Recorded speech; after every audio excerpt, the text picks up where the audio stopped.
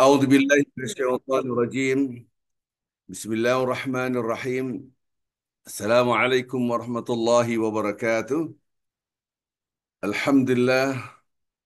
الحمد لله الذي هدانا لهذا وما كنا لنهتدي لولا أن هدانا الله.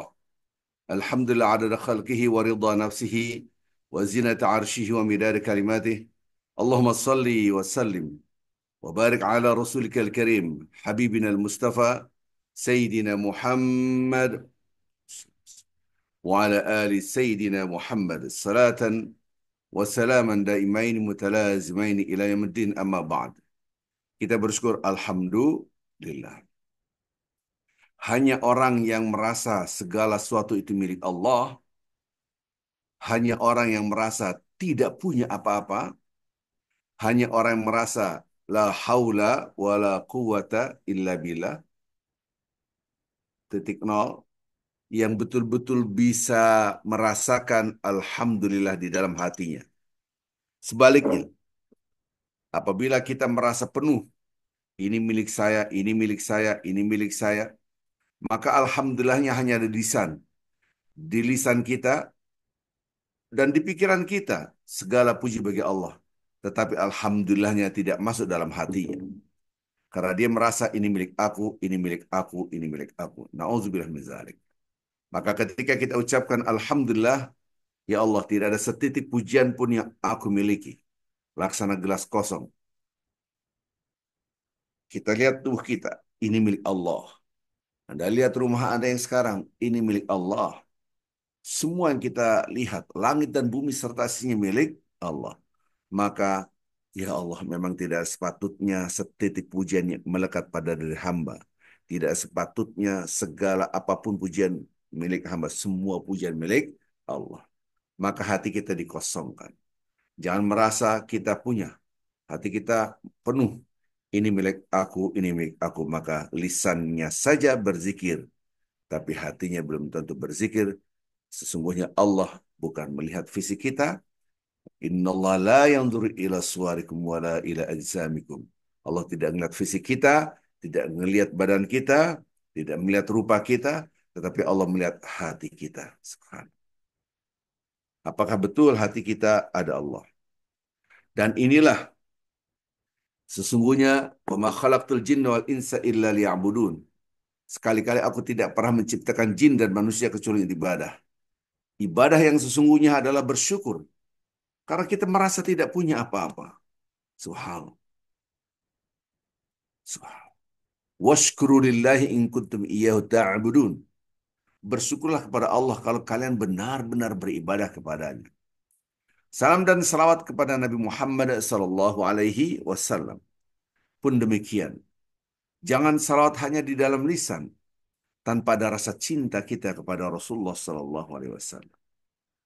Dari kita berpakaian, dari kita bertutur kata, semua peradaban yang kita rasakan sebagai manusia yang dimuliakan oleh Allah, itu total seluruhnya adalah ajaran Nabi Muhammad Sallallahu Alaihi Wasallam. Tanpa ajaran beliau, nauzubillah, manusia laksana binatang. Kita persaksikan sendiri di belahan barat sana. Mereka sangat gencar melegalkan LGBT, free sex, manusia laksana binatang. Bahkan lebih hina daripada binatang. Maka ketika kita mengucapkan salam salat karena kecintaan kita yang dahsyat pada Rasulullah yang telah menyelamatkan kita. Bagaimana kita mengenal Allah tanpa Rasulullah Sallallahu Alaihi Wasallam? Asyhadu an la ilaha illallah wa asyhadu anna Muhammadan abduhu wa rasuluh. Ketika kita ucapkan salawat kepada Rasulullah Sallallahu Alaihi Wasallam, hati kita tergetar, ya Allah. Ada rasa rindu ingin bertemu dengan Nabi Muhammad Sallallahu Alaihi Wasallam. Rasa cinta ingin bersama Rasulullah Sallallahu Alaihi Wasallam. Rasa kangen, rindu, padahal kita tidak pernah menatap wajah Nabi Muhammad Sallallahu Alaihi Wasallam. Inilah yang dikatakan kita adalah saudara Rasulullah SAW. Kami ya Rasulullah, nanti saya sangat mencintai saudara-saudaraku, kata Rasulullah. Kemudian sahabat, ya jelas lah. Kami bagaimana Rasulullah? Kalian sahabatku. Apa bedanya? Loh, kalau kalian beriman kepada aku, wajar. Karena kalian melihat aku, menyaksikan aku. Tapi ada orang-orang yang tidak pernah melihat aku dan mereka beriman kepadaku. Itulah kita semua. Umat Nabi Muhammad SAW. Baik, Bapak Ibu yang cinta Allah Subhanahu wa Ta'ala. Kita kembali lagi. Bagaimana kita sampai titik nol. Sehingga kita ada rasa cinta yang dahsyat. Ini milik Allah, ini milik Allah, ini milik Allah. Semua milik Allah. Tidak ada yang aku miliki. Ini milik Allah. Maka apapun yang kita lihat, mata kita melihat sesuatu, hati dan pikiran kita yang mencipta sesuatu. Mata kita melihat makhluk, hati dan pikiran kita harus khalik, wajib. Maka itu kita selalu berzikir baik dalam keadaan berdiri, duduk, atau berbaring. Di depan saya ada makanan, ada minuman. Ya Allah, ini milik Engkau. Tidak ada yang aku miliki. Saya merasa lapar, kemudian saya makan, hilanglah lapar. Ya Allah, Engkau yang ngasih makan dan Engkau yang menghilangkan lapar. Bayangkan, kalau kita lapar tidak makan, badan kita la haula wala quwata illa billah. Lemas, lemas tidak ada kekuatan apapun, semakin mati. Alladzi at'amahum min ju' wa amanahum min khauf. Dialah Allah yang ngasih makan, yang menghilangkan lapar. Maka saya tidak punya makanan. Subhanallah. Tapi ketika kita ngeliat ini makanan milik saya, kita ngeliat kulkas makanan, kita ngeliat dapur makanan, kita lihat meja makanan, ini punya saya, punya saya, punya saya, punya saya, punya saya, punya saya, maka hati Anda penuh. Kalau hati kita seperti ini, bagaimana kita mau tulus beribadah kepada Allah? Ingat, washkurulillahi in kuntum iyyahu ta'budun. Bersyukurlah kepada Allah kalau kalian benar-benar beribadah. Jadi ketika kita ngeliat makanan ada di meja milik Allah, di kulkas milik Allah, di dapur semua milik Allah. Ketika kita makan di Allah ini milik engkau dari engkau. Razaqtana, razaqtana yang kau berikan pada kami. Maka akan terjadi, ya Allah bersyukur, ya Allah Alhamdulillah. Aku tidak punya apa-apa. Subhanallah. Titik nol ini penting sekali dalam kehidupan kita agar kita tidak desorientasi kehidupan. Titik nol ini penting buat kita agar kita tidak salah tujuan hidup. Titik nol ini penting bagi kita agar kita benar-benar fokus tujuan hidup adalah membesarkan, mengagungkan Allah. Supaya kita tidak lupa ayat Al-Quran wa ma khalaqtul jinna wal insa illa liya'budun. Titik nol ini penting sekali agar kita berjalan di muka bumi selalu berzikir baik dalam keadaan berdiri, duduk, ataupun berbaring. Titik nol ini sangat penting sehingga kita tidak pernah melihat orang lain, saya lebih hebat dari dia. Subhanallah. Bukankah Anda diberikan segala sesuatu itu dari Allah? Titik nol ini penting sehingga kita menjadi orang-orang yang rendah hati, yang tawadhu. Menebarkan rahmat karena kita tawadhu, rendah hati. Semua. Titik nol ini penting buat kita sehingga kita merasakan surga dunia dan surga akhirat. Bagaimana bisa merasakan surga dunia? Karena kita mendapatkan an-nafsul mutmainnah. Orang menghina kita, mencaci maki kita, bahkan memuji kita. Tidak pengaruh. Kenapa tidak pengaruh? Toh ini semua milik Allah. Ada yang menghina kita, jangankan kita. Orang yang menghina pun tidak punya pujian. Jangankan kita manusia. Makhluk Allah yang begitu gagah indahnya ketika sunrise. Matahari begitu indah. Itu pun tidak punya pujian. Siapa yang menyuruh Anda untuk memuji matahari? Keren banget matahari. Gila coy. Keren. Nggak ada. Tapi Masya Allah. Allahu Akbar. Subhanallah. Subhanallah. Titik nol. Semua dari Allah. Maka ketika kita ditempa oleh Allah Azza wa Jalla dengan nikmat, memuji Allah. Ketika kita ditempa oleh Allah Azza wa Jalla dengan kesengsaraan, tetap memuji Allah. Ketika kita dihina, ya Allah, ini adalah ujian dari Engkau. Qadar Allah. Subhanallah.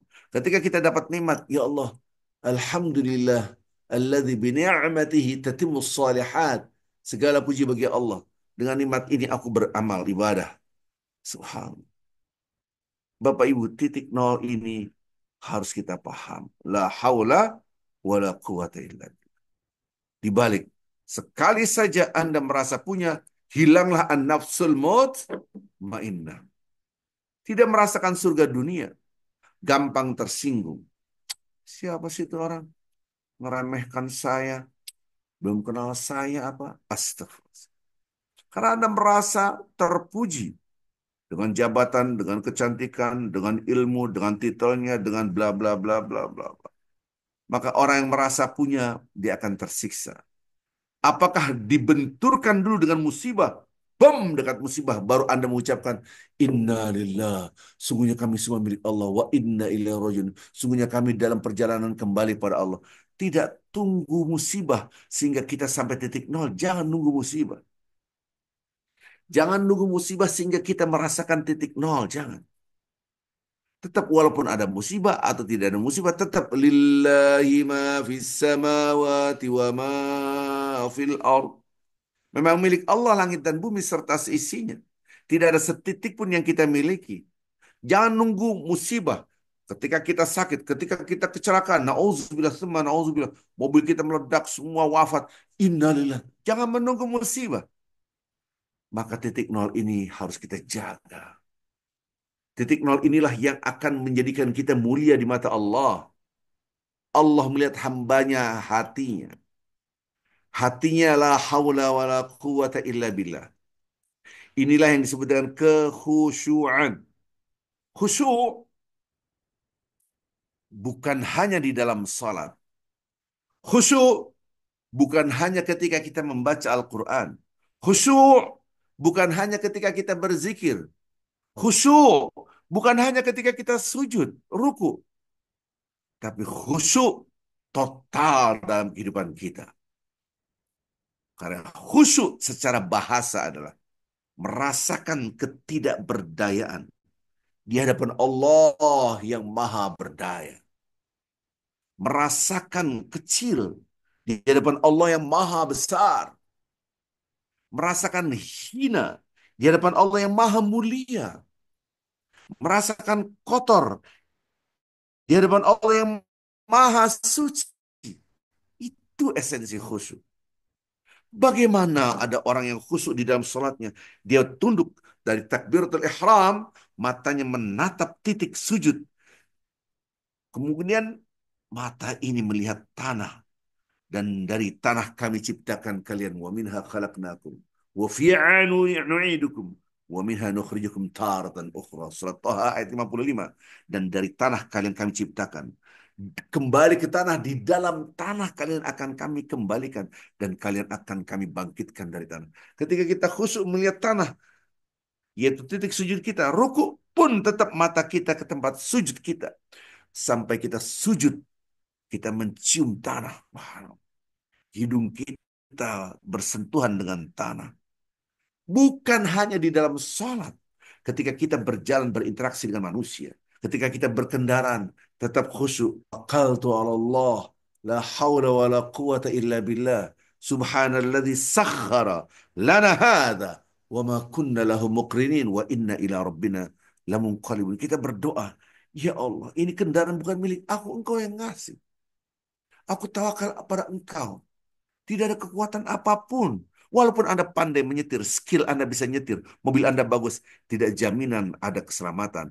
Semua keselamatan dari Allah. Maka khusyuk merasakan titik tidak berdaya. Kita setiap hari dipaksakan oleh Allah dalam sholat kita agar kita sadar titik nol. Bahkan ada orang-orang yang disuruh sholat, tidak sholat. Jangankan sholat, dia pun tidak beriman kepada Allah. Tapi dipaksakan oleh Allah. Walaupun dia tidak sholat, yaitu tunduk kepada Allah. Alam semesta serta seisinya tunduk kepada Allah. Di antaranya adalah tidur. Dan ini materi yang kemarin. Allahu yatawaffal anfus. Subhanallah.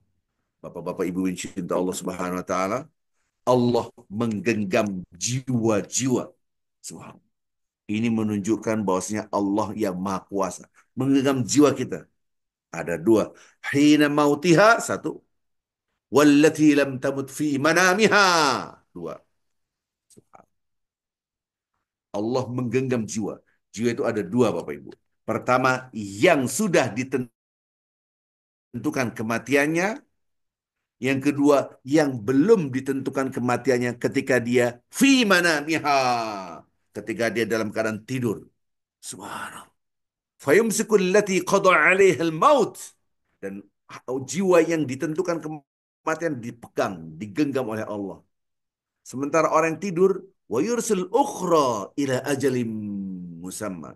Yang tidur dikembalikan lagi, nanti dibangun. Nanti ketika tidur dalam genggaman lagi. Subhanallah. Inna fi dzalika laayat. Sesungguhnya tanda-tanda kebesaran Allah dalam tidur itu. Agar Anda ngerti titik nol. Liqaumi yatafakkarun. Ini surat Az-Zumar ayat 42, surat 39. Permasalahannya, kita ini tidak berpikir. Ini tanda kebesaran Allah agar kita titik nol. Agar kita beribadah dengan cinta. Agar kita beribadah sampai titik ketidakberdayaan. Dipaksakan kita tidur. Tidak ada manusia yang tidak tidur. Jadi manusia itu dalam genggaman Allah. Jiwa-jiwa dalam genggaman Allah. Yang satu, terah ini yang putih, anggap saja adalah orang yang sudah ditentukan kematian. Subhanallah. Yang satu lagi belum ditentukan kematian. Jadi ada dua dipegang. Ada dua. Subhanallah. Adapun yang sudah ditentukan kematiannya dalam genggaman terus. Tidak bisa dikembalikan ke jasadnya. Adapun yang belum ditentukan kematiannya dipenggang ketika tidur fi manamiha, dalam tidurnya. Maka tidur adalah kematian. Kemudian nanti dikembalikan ketika dibangun tidur. Nanti ketika tidur dipegang lagi. Wow. Ini supaya kita ngerti. Oke, Anda seorang guru besar, profesor sekalipun, dianggap orang yang paling jenius ketika tidur menjadi bodoh. Ditanya nama kamu siapapun tidak bisa menjawab. Satu tambah satu berapa pun tidak bisa menjawab. Tidur. Wow. Oke, Anda orang yang terhormat. Sekalipun Anda seorang presiden sekalipun. Siapapun. Ketika Anda tidur tidak lagi. Anda dandan. Mungkin mulutnya terbuka. Mungkin keluar ilernya. Tidak ada lagi karisma. Oke, Anda punya harta yang banyak. Rumah Anda besar. Rumah saking besar yang mungkin Anda 1 hektar rumahnya. Berandai-andai. Tetap Anda tidur di atas kasur. Berapa kali berapa? Ya enggak. Oke, kasur Anda besar. Paling besar taruhlah 2 meter kali 2 meter. Tetap aja pada Anda hanya segitu. Tidak ada apa-apa. Artinya apa? Ketika kita tidur menunjukkan la haula wala quwata illa billah. Semua. Anda sekalipun jenderal, punya bintang. Semua. Ketika kita tidur, kucing pun bisa melompati wajah kita. Siapa kita? Ingat, tidur adalah pelajaran yang dahsyat. Tidur adalah ketidakberdayaan kita. Tidur adalah tanda kebesaran Allah yang Maha Al-Qayyum, Maha berdiri sendiri, tidak pernah tidur. La ta'khudhu sinatun wala naum.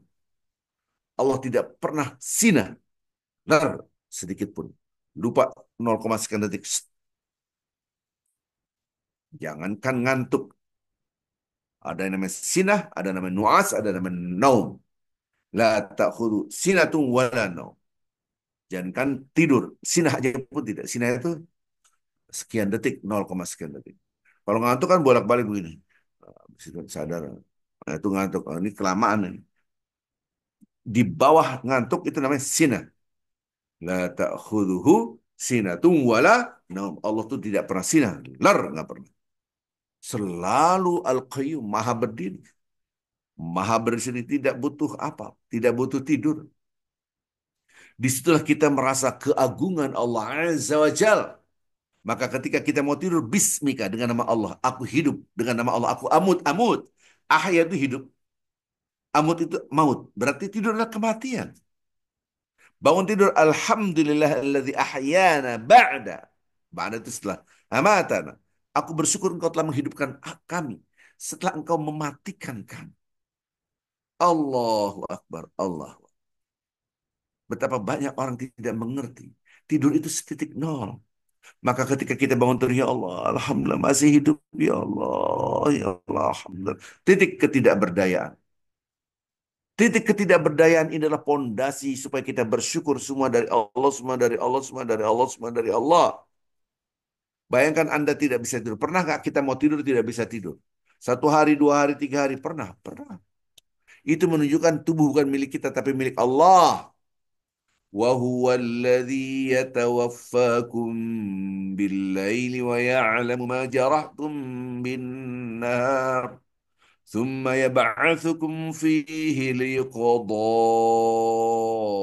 أجل مسمى ثم إليه مرجعكم ثم ينبئكم بما كنتم تعملون. Dialah Allah yang mewafatkan kalian pada malam hari. Kemudian kita bangun, kemudian kita tidur lagi, bangun, tidur lagi. Sampai waktunya habis. Subhanallah. Dulu awal-awal saya kembali ke Indonesia, ada lagu. Bangun tidur, tidur lagi, bangun tidur. Kalau tidak salah itu Mbah Surip. Allah maghfir lahu. Apa? Ketika saya dengar lagu itu, Allah, ini ayat Al-Quran. Memang orang itu hidup, bangun, tidur lagi, bangun, tidur, sampai habis jatah tidur, jatah hidupnya. Sampai dia datang ajal.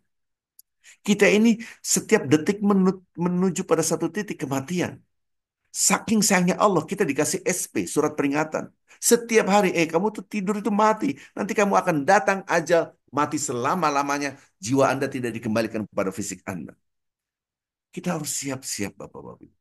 Mudah-mudahan ceramah yang singkat ini bermanfaat buat kita. Ya. Saya tidak ingin eh, kita berjalan di muka bumi dalam keadaan ini milik aku. Subhan- Seandainya tadi malam Anda diambil tidurnya dan Anda tidak bisa tidur, satu malam tidak bisa tidur, apakah pagi-pagi Anda bisa bekerja walaupun Anda cerdas apapun? Seandainya tadi malam kita tidak bisa tidur sampai pagi, siang hari pun kita tidak bisa bekerja, tubuh kita lemas. Karena kita butuh oksigen ke otak kita. Suplai oksigen kapan? Ketika tidur. Sel-sel darah kita, sel-sel tubuh kita, dia tumbuh ketika kita tidur. Nah, ini ahlinya para dokter. Bayangkan, ternyata tidur itu adalah tanda kebesaran Allah Azza wa Jalla. Semoga kita termasuk hamba-hamba Allah yang selalu merasakan titik nol tidak berdaya. Anda merasakan tidak berdaya, Anda akan menjadi orang yang tawadhu. Tutur kata kita akan lemah lembut. Siapapun di depan kita, ya Allah, ini dari Allah, tubuh dia pun dari Allah. Orang itu darahnya dialirkan oleh Allah. Saya pun yang mengalirkan Allah. Detak jantungnya orang itu. Allah yang menggerakkan. Saya pun Allah yang menggerakkan. Allah ngasih rahmat kepada hambanya itu. Aku pun harus menembarkan rahmat. Jangankan kepada manusia. Kucing pun detak jantungnya. Allah yang menggerakkan. Saya pun harus memberikan rahmat kepada kucing. Ya Allah, ini semua milik Engkau. Masya Allah, inilah titik nol. Tidak ada yang kita punya. Sampai pun kita bernafas itu pun dari Allah Azza wa Jalla. Baik Bapak Ibu yang cinta Allah Subhanahu wa taala. Sampai ketemu lagi insya Allah besok. Jadi insya Allah ini setiap hari kajian ini dan mudah-mudahan bermanfaat buat Bapak Ibu. Ini hanya sekedar istilahnya kajian singkat, tidak berpanjang lebar. Kita tutup dengan kafaratul majelis. Subhanakallahumma bihamdik asyhadu an la ilaha illa anta astaghfiruka wa atubu ilaik. Assalamualaikum warahmatullahi wabarakatuh. Waalaikumsalam.